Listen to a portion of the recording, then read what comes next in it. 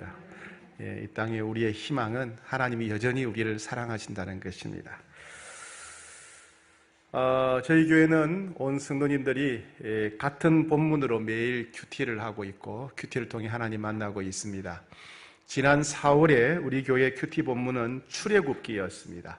출애굽기는 여러 가지 감동적인 장면이 많이 나오는데 많은 성도님들이 그래도 가장 좋아하는 본문은 아마 이스라엘 백성들이 출애굽해서 홍해를 건너는 장면이 아닐까 생각합니다. 이스라엘 백성들은 애굽에서 430년 동안 노예 생활을 했습니다. 짐승만도 못한 생활이죠. 그래서 하나님께 살려달라고 부르짖습니다. 하나님께서는 모세를 보내어서 그들을 해방시키기로 하시고 아브라함과 이삭과 야곱에게 약속하셨던 젖과 꿀이 흐르는 땅 가나안 땅으로 그들을 인도하시겠다고 약속하셨습니다. 그런데 문제는 뭐냐면 애굽의 바로 왕이 그런 요구를 단호히 거절합니다. 하나님은 10가지 재앙을 보내셨습니다. 그 결과 이스라엘 백성들은 물론 애굽 사람들과 애굽의 바로 왕까지 야, 하나님은 정말 살아계시구나, 역사하시는구나 하는 것을 뼈에 사무치도록 깨닫게 되었습니다. 결국 그래서 이스라엘 백성들을 보내주게 됩니다.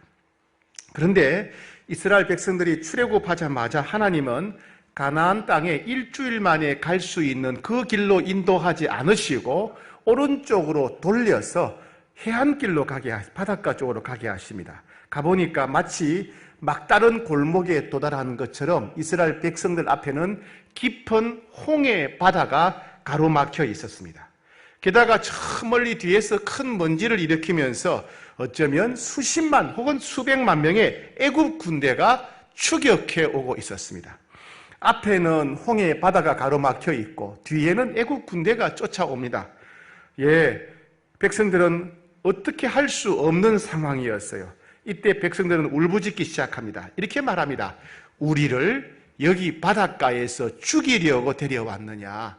애굽에는 우리 매장지가 없어서 여기로 데려왔느냐? 도대체 우리를 가나안 땅으로 인도하시겠다던 하나님은 어디 계시냐? 이러면서 이스라엘 백성들이 모세를 원망하고 하나님을 원망하면서 부르짖었습니다. 이스라엘 백성들은 불과 몇 시간 뒤에 어떤 일이 일어날지를 전혀 알지 못했던 것입니다. 하나님은 낙심하고 절망하고 공포에 사로잡힌 이스라엘 백성들에게 이렇게 말씀하십니다. 너희는 가만히 서서 내가 살아서 역사하는 것을 봐라. 너희는 가만히 서서 내가 너희를 위해서 일하는 것을 봐라. 이렇게 말씀하십니다. 결국 이스라엘 백성들은 홍해 바다 가운데로 난 바닷길을 지나서 구원받게 되었고 수십만 혹은 수백만 명의 애국 군대는 모조리 홍해 바닷속에 수장되고 말았습니다. 이스라엘 백성들은 자신들이 아무것도 할 수 없는 절망적인 상황에 부딪히게 되자 낙심했습니다. 그리고 하나님을 원망했습니다. 그들이 조금만 믿음의 눈을 가졌더라면 그래도 하나님 살아계신데 하나님 우리를 돌보실 거야, 하나님을 찬송하면서 하나님이 하실 일을 기대할 수 있었을 것입니다. 그러나 그들은 그러지 못했습니다. 오늘날 우리도 마찬가지입니다.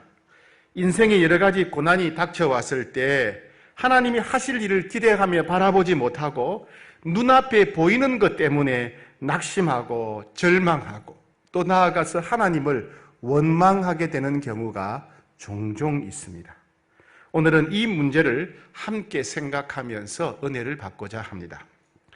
바울은 3차 선교 여행을 마치고 이제 이스라엘 땅으로 돌아가는 중이었습니다. 그런 중에 아시아의 첫 번째 성인 드로아라고 하는 성에 드로아 교회에 먼저 들러서 일주일 동안 머물게 됩니다.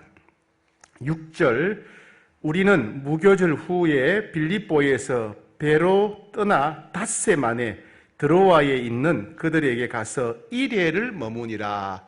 드로아라고 하는 도시에 가서 성도들과 1회 7일 동안 함께 머물면서 교제했다는 것입니다.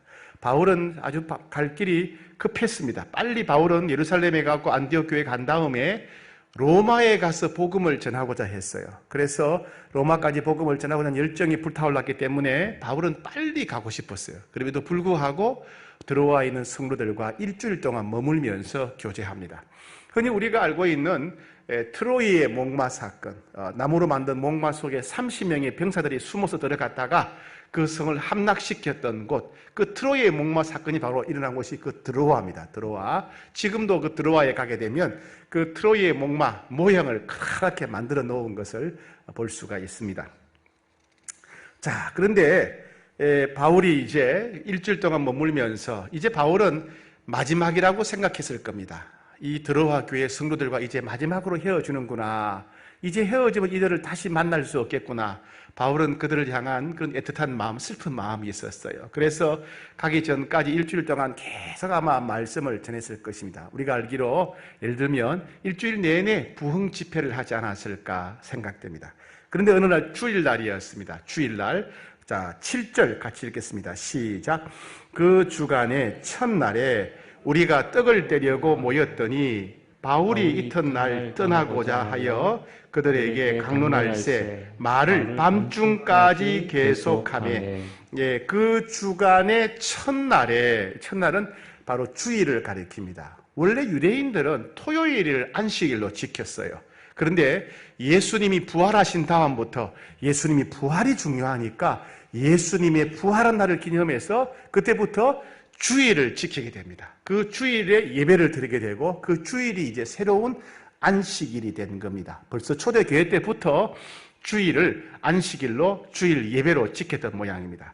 자, 그들이 이제 모여서 떡을 떼려 하였다. 이 말은 성찬식까지 하려고 했다는 것입니다. 그리고 바울이 이튿날 떠나고자 하여 그들에게 강론할세 말을 밤중까지 계속하며, 바울은 이제 주일 끝나고 다음날 월요일날 이제 떠날 계획인 거예요. 떠날 계획이고 이들을 다시 못 만난다고 생각하니까 아마 설교를 아주 길게 했던 것 같습니다.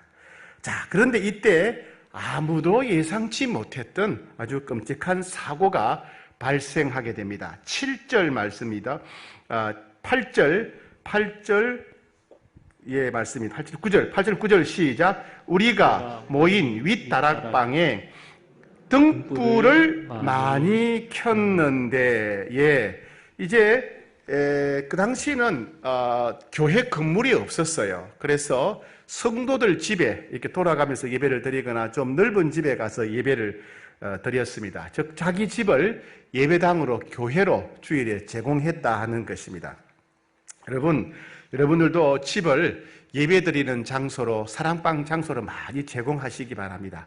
어떤 분들은 아이고 목사님 우리 집이 너무 좁은데요, 너무 누추한데 오시면 부끄러워요 그러시는데, 그게 중요한 게 아니에요. 그게 중요한 게, 누군가가 우리 집에 와서 술 먹고 화투치고 싸우는 게 좋아요, 예수님이 역사하시고 은혜 베푸시는 게 좋아요?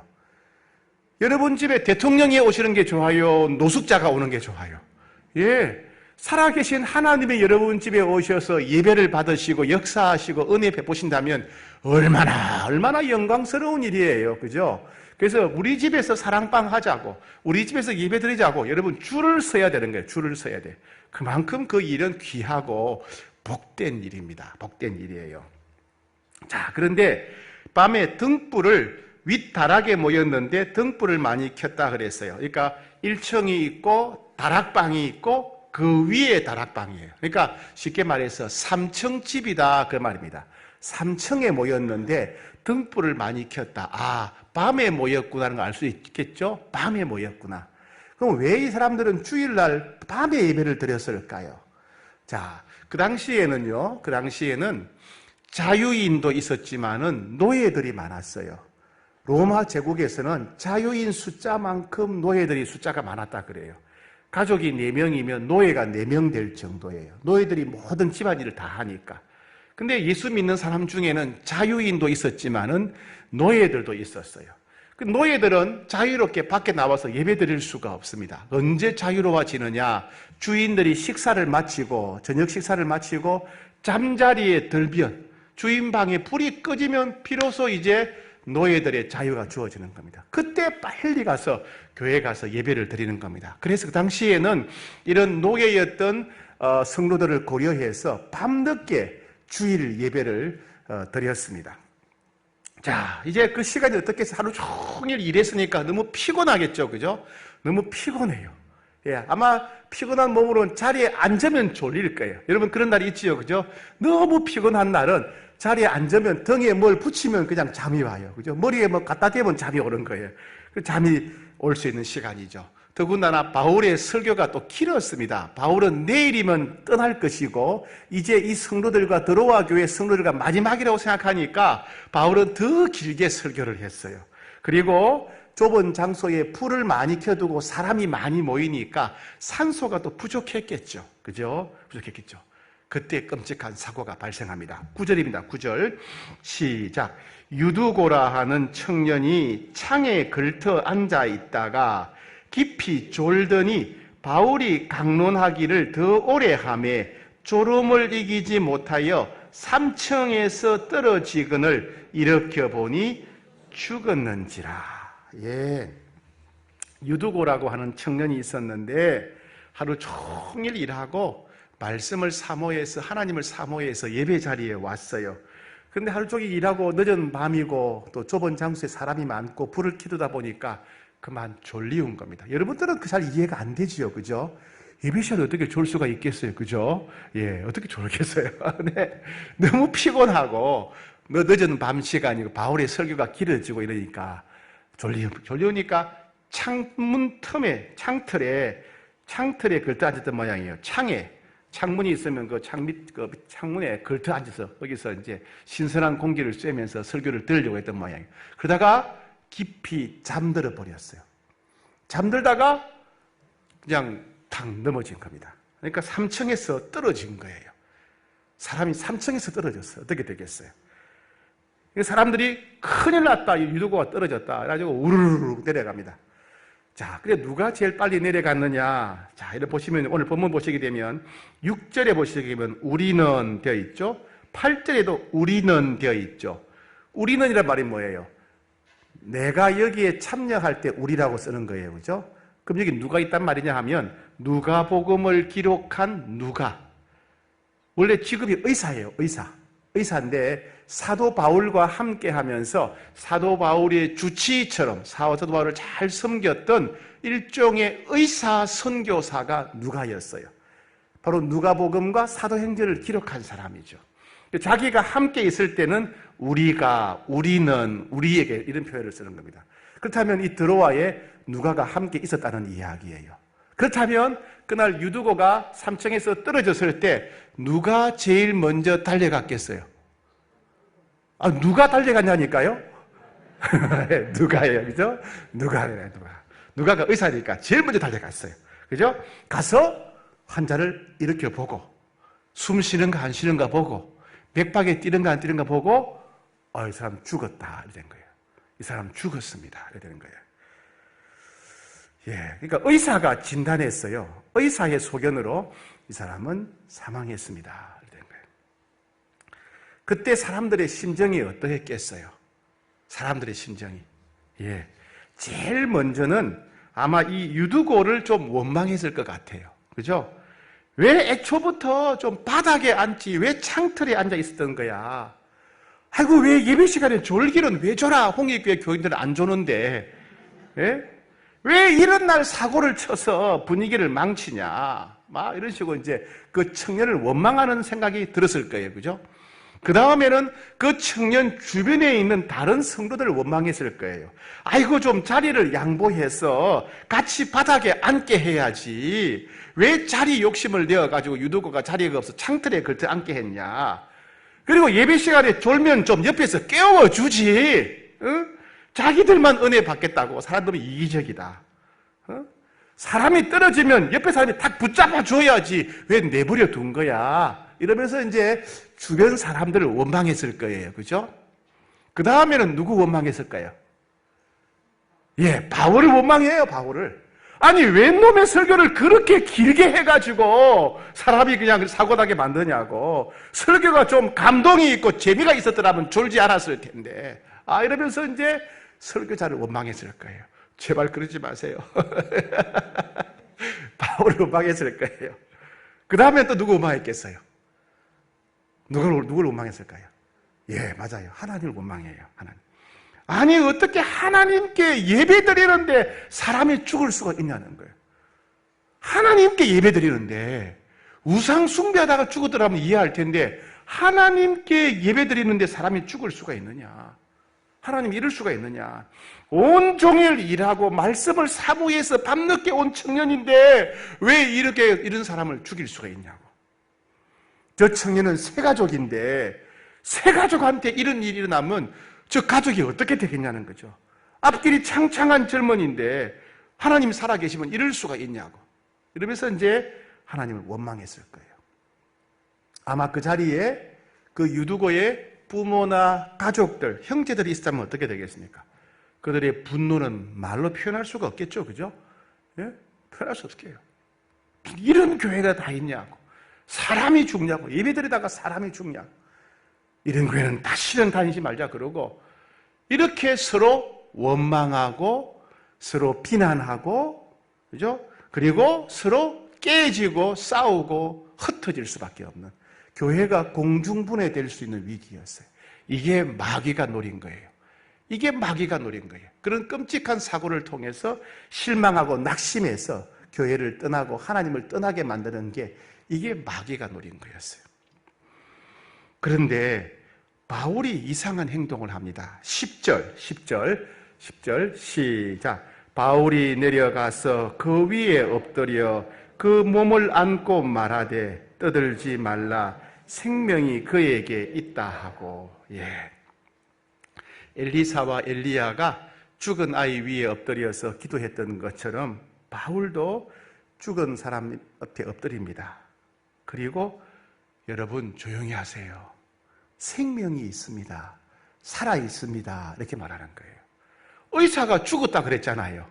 의사가 숨을 안 쉬니까 맥박이 멈췄으니까 죽었다 그랬는데 바울은 한참 기도하더니 얘가 살아 있습니다. 뭘 들은 거예요? 성령의 음성을 들은 거죠. 성령의 음성.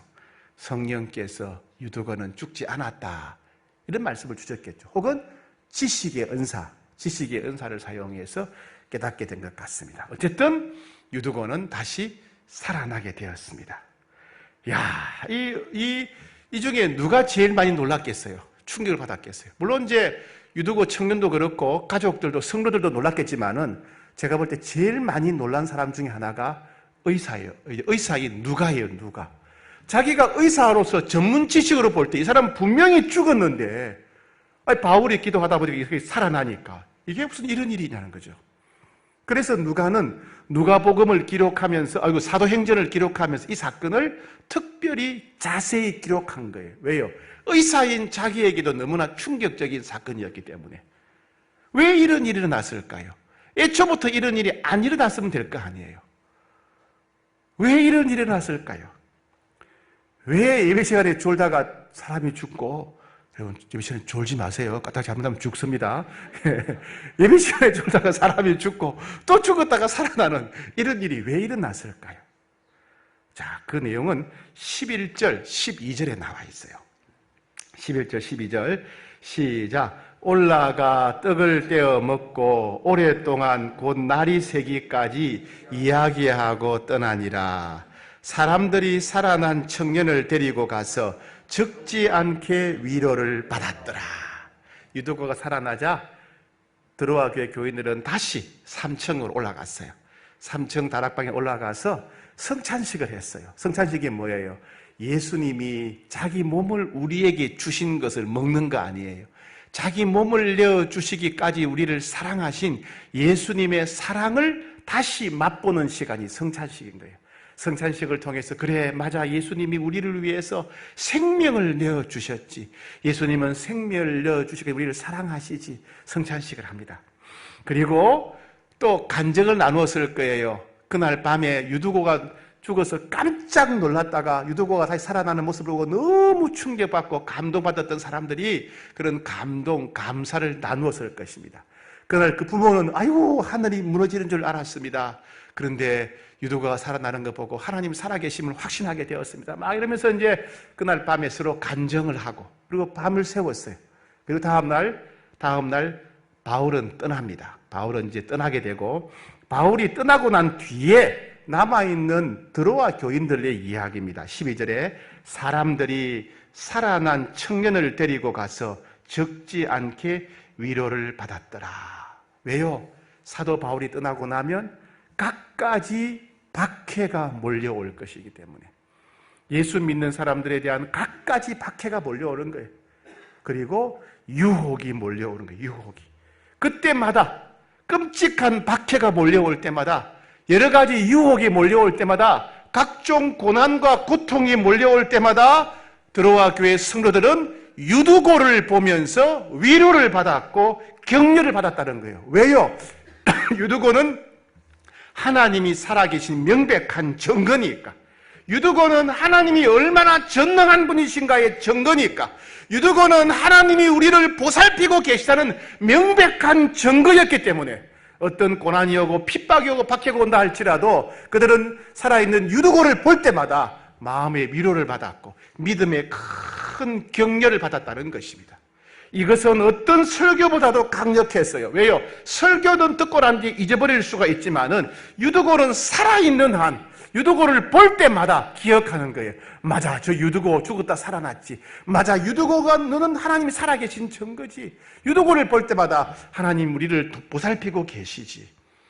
그래서 이 유두고의 죽음으로 말미암아 드로아 교회 성도들은 큰 위로와 확신, 믿음의 격려를 받게 되었다는 이야기입니다. 오늘 이 사건을 통해서 우리에게 주시는 몇 가지 교훈이 있습니다. 첫 번째, 우리들에게도 예상치 못했던 고난과 고통이 찾아올 수 있다 없다? 있다는 것을 받아들여야 된다는 거예요. 예. 사람이 삼층에서 예배드리다가 떨어지는 것처럼 우리들에게도 예외 없이 이런 고난이 찾아올 수 있다는 거예요. 요셉도 갑자기 형들이 노예로 팔아버렸어요. 모세도 하루아침에 궁전에서 쫓겨났어요. 다윗도 아들이 반란을 일으켜서 아버지가 밤에 급하게 도망가야 했습니다. 다니엘도 나라가 망하고 부모와 가족들이 다 살해당하고 적국의 노예로 끌려가야 했습니다. 욥도 자녀가 다 죽고 재산 다 빼앗기고 사라지고 불치병에 걸리고 아내마저 저주하고 떠나는 일이 일어났습니다. 바울도 몽둥이로 태형을 맞고 감옥에 갇히기도 하고 강도를 만나기도 하고 타고 가던 배가 지중해 한가운데 난파가 되기도 했습니다. 우리들에게도 이런 갑작스러운 고난과 고통이 찾아올 수 있다는 이야기입니다. 나는 조심하고 운전하는데 뒤에서 차가 와서 박을 수가 있어요. 나는 편안하게 기도하고 자는데 잠을 자다가 허리와 다리가 마비가 되어서 급하게 응급실에 갔더니 디스크가 파열된 경우도 있단 말이에요. 다 우리 교인들 얘기죠. 속이 거북해서 병원에 갔더니 갑자기 대장암 판정받는 경우도 있습니다. 아기가 갑자기 경기를 하며 호흡 곤란을 일으켜서 응급실에 안고 뛰어가야 될 때가 있더라는 이야기예요. 예수 믿는, 잘 믿는 우리들에게도 이런 갑작스러운 고난과 고통이 찾아올 수 있다는 것을 받아들여야 돼요. 이걸 받아들이지 않고 거부하게 되면 우리 마음은 너무 힘들어지는 거예요. 왜 내게 이런 일이 일어났을까? 왜 내게 이런 고통이 찾아올까? 아니, 하나님이 살아계시면 이럴 수가 있나? 아니, 하나님이 나를 돌보시는데 어떻게 이럴 수가 있느냐? 우리는 그런 고난을 받아들이지 않게 되면 이상하게 되고 사람을 원망하고 하나님에 대해서 원망하게 되고 결국 신앙생활의 깊은 회의에 빠지게 되는 겁니다. 그래서 많은 사람들이, 성도들이 고난이 찾아오게 되면 하나님을 원망하게 되고 경제적 어려움과 심각한 질병이 찾아오게 되면 마음에 큰 상처를 받고 하나님을 떠나는 경우가 종종 있다는 것입니다. 여러분, 우리가 예수 잘 믿고 열심히 신앙생활을 해도 우리가 원치 않게 이런 고난과 고통이 갑자기 찾아올 수 있습니다. 두 번째, 오늘 교훈이 뭐냐 하면 우리는 그렇게 예상치 못했던 심각한 고난과 고통이 찾아왔을 때 계속해서 하나님을 바라보는 것이 중요합니다. 의사인 누가와 드로아 교회 성도들은 죽은 청년만 바라보았지만은 바울은 하나님을 바라보았습니다. 누가와 그 드로아 교회 성도들은 죽은 청년을 보고 절망했습니다. 자기들이 할 수 있는 것이 아무것도 없고 자기들 힘으로는 문제를 해결할 수 없기 때문에 그들은 절망했어요. 그런데 바울은 그런 상황에서 여전히 살아계시고 여전히 함께 하시는 하나님을 바라보았습니다. 외아들을 보내주시기까지 우리를 사랑하시는 하나님이 절대로 우리를 내팽개칠 리가 없다. 떠나실 리가 없다. 버리실 리가 없다. 그리고 성령의 음성을 듣게 된 것입니다.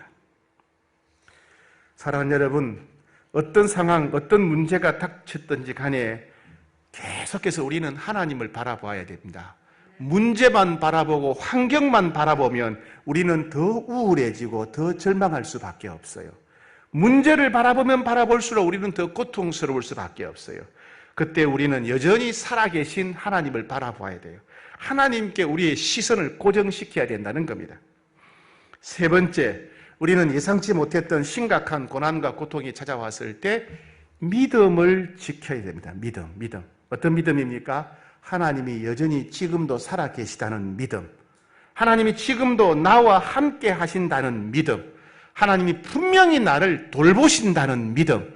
하나님이 분명히 살 길을 열어주실 것이다. 피할 길을 열어주실 것이다. 라고 하는 하나님의 사랑과 능력에 대한 믿음을 가져야 됩니다.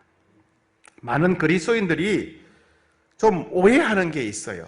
뭘 오해하느냐 하면 믿음은 예수 믿을 때만 필요하다고 생각해요. 무슨 얘기냐 하면 예수 믿지 않는 사람들이 회개하고 예수님이 나를 위해 죽으셨음을 믿고 예수님이 내 삶의 구세주와 주인 되셨음을 믿고 내가 천국 백성이 되었다는 걸 믿는 것, 예수 믿을 때만 믿음이 필요하고 그 이후에는 내 힘으로 내 노력으로 말씀대로 살고 내 힘으로 내 노력으로 정결하게 살고 내 힘으로 내 노력으로 또 나누고 베풀며 살아야 된다. 그래서 믿음은 예수 처음 믿을 때만 필요한 것이고 그 다음에는 우리의 노력과 열심이 중요하다. 이렇게 오해하는 사람들이 있습니다. 물론 우리의 열심과 노력도 중요하지요. 그러나 사실은요, 더 중요한 게 뭐냐? 예수 믿은 다음에도 여전히 믿음이 필요하다는 이야기입니다.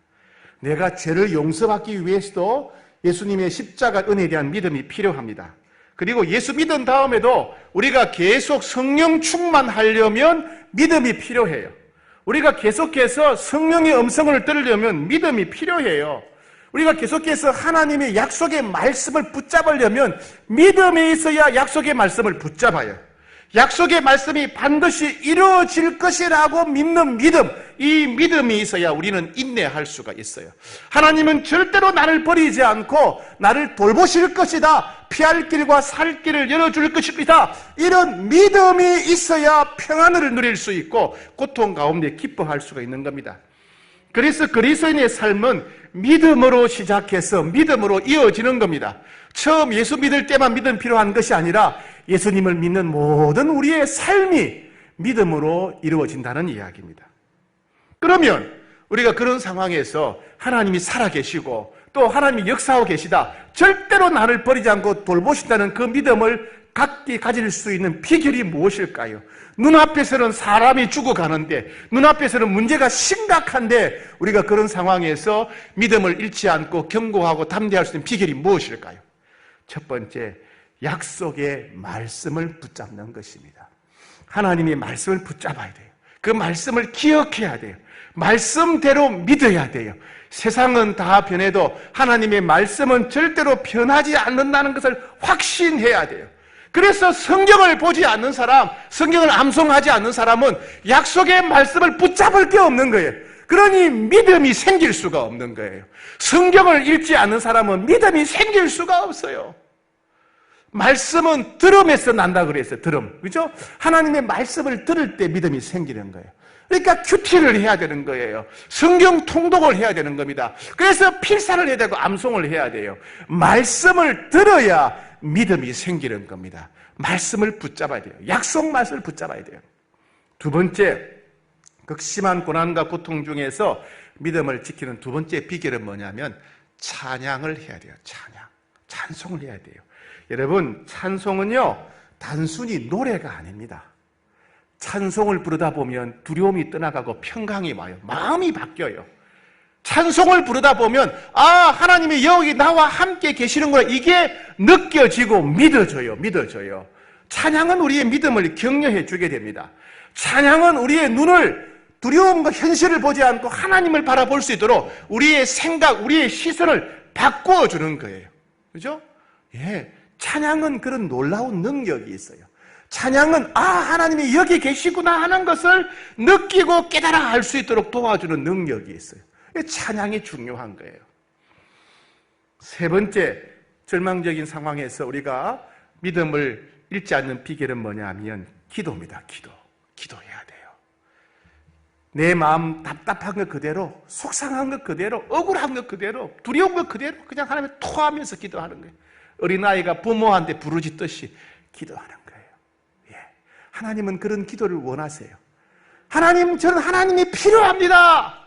하나님, 전 하나님 없이는 못 삽니다. 그런 기도를 하나님이 기다리고 계세요. 그런 기도를 하나님이 기뻐하세요. 기뻐하세요. 그죠? 우리 부모들도 자녀들이 부모에게 요청하기를 기대하지 않습니까? 우리가 하나님께 매달리는 거, 우리가 하나님께 매달리며 부르짖는 거, 우리가 하나님을 너무 필요로 하다고 외치는 거, 하나님 그 기도를 기뻐하십니다. 그런 기도가 하나님의 역사를 앞당기는 거예요. 그런 기도가 기적을 일으키는 겁니다. 1991년 11월 20일입니다. 수요 예배를 마치고 성도들이 다 집으로 돌아가고 난 뒤에 밤 10시경에 홍익교회 본당에서 화재가 발생했습니다. 전기 누전으로 인해서 내부 장식되었던 목재에 점화가 되었고 화재가 발생했습니다. 본당에 있던 모든 장의자, 그랜드, 피아노, 오르간, 기물이 다 불에 타버렸습니다. 그 당시 교육관 건축을 위해서 40일 특별 기도회 중이었는데 교육관 건축을 위한 40일 특별 기도회 중에 이런 일이 발생한 겁니다. 교육관 건축도 시급한 마당에 본당에 불이 났습니다. 교육관 건축을 위해 기도했는데 교육관 건축은 이루어지지 않고 교육관 건축 기금으로 적립했던 1억 원이 본당 복구비로 몽땅 다 들어가게 돼버린 겁니다. 여러분, 그때 우리 홍익교회 성도들의 심정은 어떠했습니까? 마귀는 여러분들의 생각 속에 어떤 생각을 넣어주었어요? 아니, 어떻게 교회에서 불이 나지? 아니, 어떻게 40일 특별 기도회 하는데 불이 나? 아니, 교육관 구입하려고 우리가 1억 원 헌금했는데 교육관 구입은커녕 화재 복구비로 다 들어가게 됐네? 하나님이 살아계시면 이럴 수 있냐? 기도해도 소용없네. 기도해도 소용없네. 결국 하나님은 우리를 버려두신 것이 아니냐? 야, 홍익교회는 하나님 역사하지 않는 것 같아. 하나님은 홍익교회를 사랑하지 않는 것 같아. 그럼 홍익교회 나갈 필요가 없겠네? 하나님 믿어도 소용없겠네? 이제 그만 믿을까? 이런 생각들이 들어오지 않았습니까? 그런데 홍익교회 온 성도들은 낙심하지 않고 오히려 더 열심히 기도했습니다. 화재로 전소된 본당의 창문을 비닐로 막고 바닥은 낡은 장판을 구에다 깔고 예배를 드렸습니다. 더 많은 교인들이 참석하며 눈물로 기도했습니다. 한 달 만에 복구 공사를 마치고 나니 성도들은 여기서 멈추지 않고 예배당 건축 공사를 하기로 마음을 모았습니다. 그래서 본당 250평을 450평으로 증축했고 본당이 2배나 넓어지고 그리고 덤으로 크고 작은 많은 공간들이 새롭게 생기게 되었습니다. 본당이 넓어질 뿐 아니라 처음에 기대했던 많은 교육학교를 위한 공간들이 생겨났다는 것입니다. 성도들이 계속 헌금해서 공사비뿐 아니라 의자, 피아노, 주방기구 등 2억 6천만 원이 충당되었고 관리인 사택용으로 새로운 주택까지 덤으로 구입하게 되었습니다. 말 그대로 본당 화재는 전화위복의 역사였습니다. 사랑하는 여러분, 이와 같이 예상치 못했던 고난과 고통이 갑자기 찾아올 수 있습니다.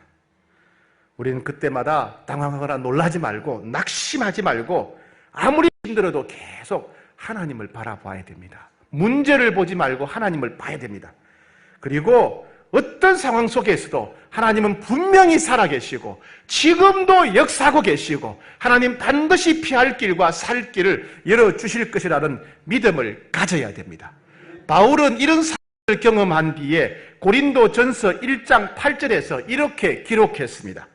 형제들아, 우리가 아시아에서 당한 환난을 너희가 알지 못하기를 원치 아니하노니 힘에 지나도록 심한 고생을 받아 살 소망까지 끊어지고 우리 마음에 사형 선고를 받은 줄 알았으니 이는 우리로 자기를 의뢰하지 말고 오직 죽은 자를 다시 살리시는 하나님만 의뢰하게 하심이라. 우리가 마음에 사형 선고를 받았다. 아이고 죽었구나. 아이고 끝났구나. 끝이구나. 그렇게 느꼈는데 왜 그런 일을 주셨느냐? 우리로 자기 자신을 의뢰하지 말고 자기 자신을 믿지 말고 오직 죽은 자를 다시 살리시는 하나님만 의뢰하게 하심이라. 사랑하는 여러분, 하나님은 절대로 우리를 버리지 않습니다. 하나님은 절대로 우리를 떠나지 않습니다. 하나님은 반드시 피할 길과 살 길을 주십니다. 말씀을 기억하며 그 말씀을 붙잡아야 됩니다. 찬송하면서 하나님을 계속 바라봐야 됩니다. 그리고 기도로 전화 위복의 기회로 삼고 기적을 기대해야 됩니다. 사랑하는 여러분, 하나님을 의지하는 것이 복입니다. 하나님을 의지하는 것이 능력입니다. 하나님을 믿는 것이 힘입니다. 여러분, 믿음이 이깁니다. 믿음이 이깁니다. 우리 같이 한번 기도하겠습니다.